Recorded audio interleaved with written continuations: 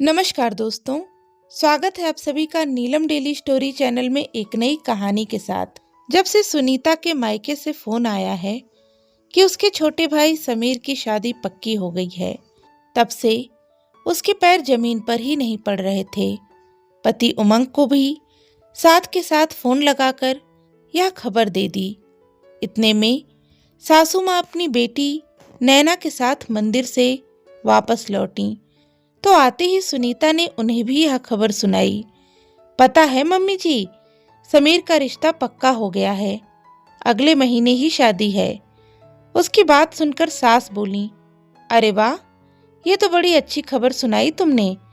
लेकिन ये क्या, रिश्ता पक्का करने से पहले समधी जी ने तुम्हें और उमंग को नहीं बुलाया? हमारे यहाँ तो बिना बेटी जमाई के रिश्ता पक्का ही नहीं होता है। सास ने थोड़ा मुंह बनाकर कहा। उसकी बात सुनकर सुनीता बोली, मम्मी जी, रिया को हम लोग बचपन से ही जानते हैं और बातचीत में ही रिश्ता पक्का कर दिया गया। लेन देन और सगाई सब शादी के समय ही किए जाएंगे, इसलिए पापा ने नहीं बुलाया। अरे तेरे मायके की लीला तू ही जाने, हमें क्या, हम तो जो रिवाज है वही बता रहे हैं, मुंह बनाते हुए सास बोली। पर सुनीता इतनी खुश थी कि उसने इस बात को दिल पर नहीं लिया। तभी नैना बोली, क्या भाभी, आपके मायके में आपकी यही इज्जत है? एक मुझे देखो, मुझे तो हर तीज त्योहार पर बुलाया जाता था। यह तो किस्मत ही खराब है कि ससुराल वाले निकम्मे निकले, इसलिए मुझे यहाँ बैठना पड़ा। लेकिन फिर भी देखो, मेरे मायके वाले मेरे साथ हैं। कोई बात नहीं दीदी, क्या छोटी छोटी बातों को दिल पर लेना। सबसे खुशी की बात तो यह है कि मेरे भाई की शादी पक्की हो गई है। ननद को उसकी बात का जवाब देकर सुनीता अपने काम में लग गई। जानती थी कि ननद को जवाब देना मतलब अपने लिए आफत मोल लेना था। कम से कम अपने 7 महीने की शादी में वह यह तो समझ चुकी थी। नैना उमंग की बड़ी बहन थी, जिसकी शादी को 1 साल हो चुका था, लेकिन पिछले 8 महीने से वह अपने मायके में ही थी। उसके अनुसार उसके ससुराल वाले उसे बहुत परेशान करते थे, इस कारण सासू माँ ने उसे भेजा ही नहीं। शाम को उमंग घर आया तो सुनीता ने सभी को चाय नाश्ता दिया और वहीं उन लोगों के पास बैठ गई। तब उमंग बोला, क्या बात है, आज तो चाय के साथ गर्मा गर्म पकौड़ी भी है। लगता है कि साले साहब की शादी की बात सुनकर पैर जमीन पर ही नहीं पड़ रहे हैं। इस पर सुनीता खुश होते हुए बोली, अरे तो खुशी की तो बात है, पर बहुत सारे काम हैं, हमें पहले जाना पड़ेगा, तो आप ऑफिस में छुट्टियों के लिए बोल देना। इससे पहले कि उमंग कुछ कहता, सास बोली, अरे ये जल्दी जाकर क्या करेगा, वहाँ तुम्हारा काम है, इसका थोड़े ना, तुम 10 दिन पहले चली जाना, यह शादी के समय ही आएगा और सारे प्रोग्राम अटेंड कर लेगा। उमंग ने भी सास की बात में सहमति जताई। हाँ, मुझे इतनी लंबी छुट्टियां तो नहीं मिल सकती हैं, इसलिए मैं शादी के समय ही आ जाऊंगा, पर तुम एंजॉय करो और तुम्हें जिस चीज की जरूरत है उसकी लिस्ट बना लो, ताकि तुम्हारे जाने से पहले हम शॉपिंग कर लें। सुनीता से पहले नैना बोली, अरे शॉपिंग की क्या जरूरत है, अभी 7 महीने पहले ही तो आप लोगों की शादी हुई है, भाभी के पास सब कुछ नया ही तो है, फिर बिना वजह खर्चा क्या करना। सास भी ननद की हाँ में हाँ मिलाते हुए बोली, सही तो कह रही है नैना, अभी 7 महीने पहले ही तो तुम लोगों की शादी हुई है, अधिकतर सामान तो यूं ही नया पड़ा हुआ है, फिर बिना वजह शॉपिंग करके पैसे क्यों बर्बाद करना। और रही बात छुटपुट सामान की, तो इसके मायके वाले बेटी को शॉपिंग नहीं करवाएंगे क्या? वहाँ तो उमंग और सुनीता ने कुछ नहीं कहा, लेकिन अंदर कमरे में आने के बाद उमंग ने सुनीता को पैसे दे दिए कि जो भी शॉपिंग करनी है वहाँ मायके में अपनी मम्मी के साथ कर ले। वैसे भी 10 दिन पहले जा रही है तो मार्केट जाना तो होगा ही। खैर, कुछ दिनों बाद सुनीता अपने मायके जाने लगी। मायके जाने से पहले वह सास के पास गई और बोली, मम्मी जी, मुझे मेरे गहने दे दीजिए। सास ने अपनी अलमारी में से गहने निकालकर सुनीता को दिए। गहने देखते ही वह बोली, मम्मी जी, यह गहने तो मेरे मायके से आए हुए हैं, वो वाले भी दे दीजिए ना, जो आप लोगों ने चढ़ाया था। तब सासू माँ बोली, बहू, गहने तो मैंने लॉकर में रखवा दिए थे, और ये गहने मैंने इसलिए रख लिए थे ताकि तुम्हें जरूरत पड़े तो तुम पहन सको। खैर, तुम फिक्र मत करो, जब उमंग वहां जाएगा तो मैं उसके साथ गहने भिजवा दूंगी। सुनीता सास की बात पर विश्वास कर अपने मायके आ गई और यहाँ आकर शादी की तैयारी में बिजी हो गई। जिस दिन लगन टीके का प्रोग्राम था, उस दिन उमंग सुबह सुबह वहां पहुंचा। जब सब लोग तैयार होने लगे, तब सुनीता उमंग के पास आई और उससे गहने मांगकर ले गई और वही गहने पहनकर तैयार हो गई। जब पूरा लगन टीके का प्रोग्राम हो गया, तो उसने गहने उतारकर अपनी मम्मी के पास रखवा दिया। अब बारात वाले दिन सासू माँ नैना के साथ वहां पहुंची, तो सुनीता उनके पैर छूने के लिए बाहर आई। तब सुनीता ने वही गहने पहन रखे थे। सास ने सुनीता को आशीर्वाद दिया, तो उनकी नज़र उसके गहनों पर पड़ी। उन्होंने सुनीता को वहीं रोक लिया और उसके हार को देखने लगीं। उनकी इस हरकत से सुनीता हैरान रह गई। फिर उसने पूछा, क्या बात है मम्मी जी, आप हार को ऐसे क्यों जांच रही हैं? तभी सासू माँ ने कहा, अरे बहू, यह हार तो नकली है, असली हार कहाँ है?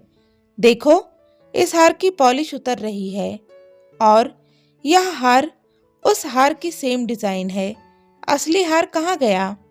उनकी बात सुनकर सुनीता ने घबराते हुए कहा, मुझे नहीं पता मम्मी जी, मैंने तो उस दिन भी यही हार पहना था और उसके बाद मम्मी के पास संभाल कर रख दिया था और आज फिर इसी को पहना है। यह तो घर से ही ऐसे आया था।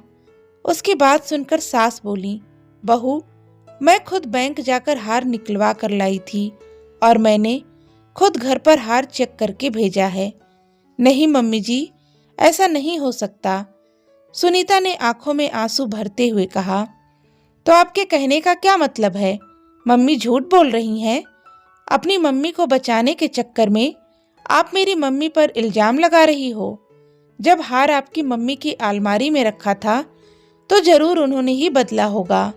नैना अपने मुंह से अनर्गल बातें उगलने लगी, तो उसकी बात सुनकर सास बोली, चुप कर नैना, कुछ भी बोले जा रही है। ये सब बातें हम बाद में करेंगे, अभी बारात का समय हो रहा है, बेवजह तमाशा हो जाएगा। और उन्होंने इशारे से सुनीता को अंदर जाने के लिए कहा। सुनीता अंदर चली गई तो नैना माँ से बोली, वाह माँ, तुम्हारी हिम्मत की तो दाज देनी पड़ेगी। तुम्हारी बहू ने इतने महंगे माल का हार गुमा दिया और फिर भी तुम शांत बैठी हो। मेरे जैसी होती ना, तो यहीं खड़े खड़े तमाशा कर चुकी होती। इसके माँ बाप को भी तो पता चले कि उन्होंने कैसी लापरवाह बेटी हमारे पल्ले बांध दी है। जरूर इसने और इसकी माँ ने मिलकर हार बदलवा दिया होगा। तुझसे कहा ना, चुप हो जा, अब एक शब्द भी नहीं बोलेगी। सास ने उसे उंगली दिखाते हुए कहा, तो नैना तुनकते हुए बोली, मुझे क्या, हार तुम्हारा, बहू तुम्हारी, समधी तुम्हारा, नुकसान भी तुम्हारा। समझाना मेरा फर्ज था, आखिर मेरी माँ जो ठहरी, पर तुम तो मुझे ही आंखें दिखा रही हो। खैर, सासू माँ ने अपनी समझदारी से किसी को भी इस बात का एहसास नहीं होने दिया कि इतनी बड़ी बात हो चुकी है। वहीं सुनीता का मूड ऑफ हो रहा था, तो सास ने उसे शांत रहने के लिए कहा और उससे कहा कि अपने मम्मी पापा से भी कुछ ना बोले। जब शादी अच्छे से हो गई, तब उन्होंने इस बात का जिक्र अपने समधी समधन से नहीं किया। इसके बाद वे सब एक साथ अपने घर के लिए रवाना हो गए। जब घर पर आए, तब नैना ने दोबारा इस बात का जिक्र छेड़ दिया।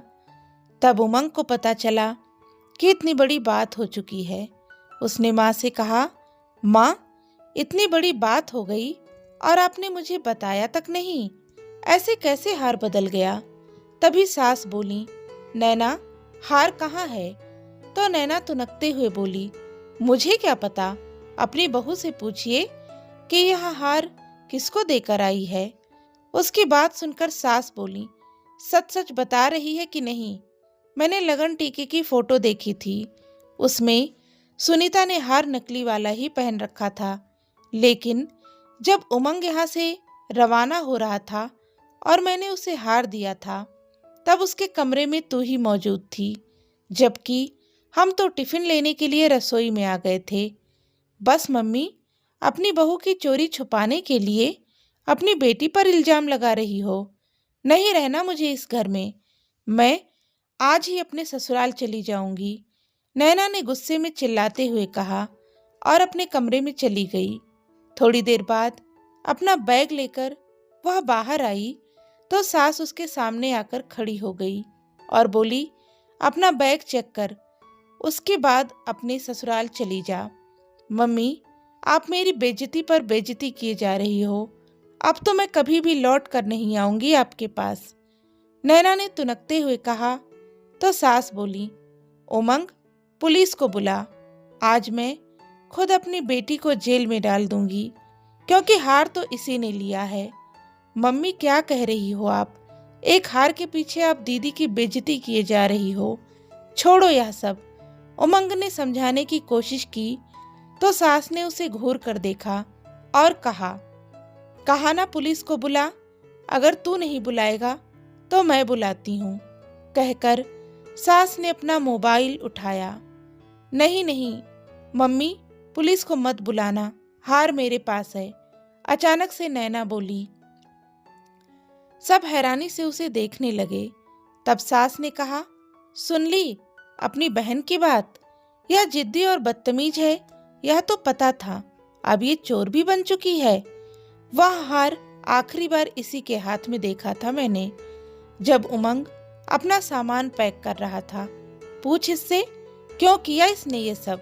उमंग हैरानी से नैना की तरफ देखने लगा तो नैना बोली, तो क्या करती मैं, बहू के लिए इतना सुंदर हार बनवा लिया, कभी बेटी को तो नहीं दिया आपने, इसलिए मैंने उस हार को नकली हार से बदल दिया, नैना ने बेशर्मी से कहा।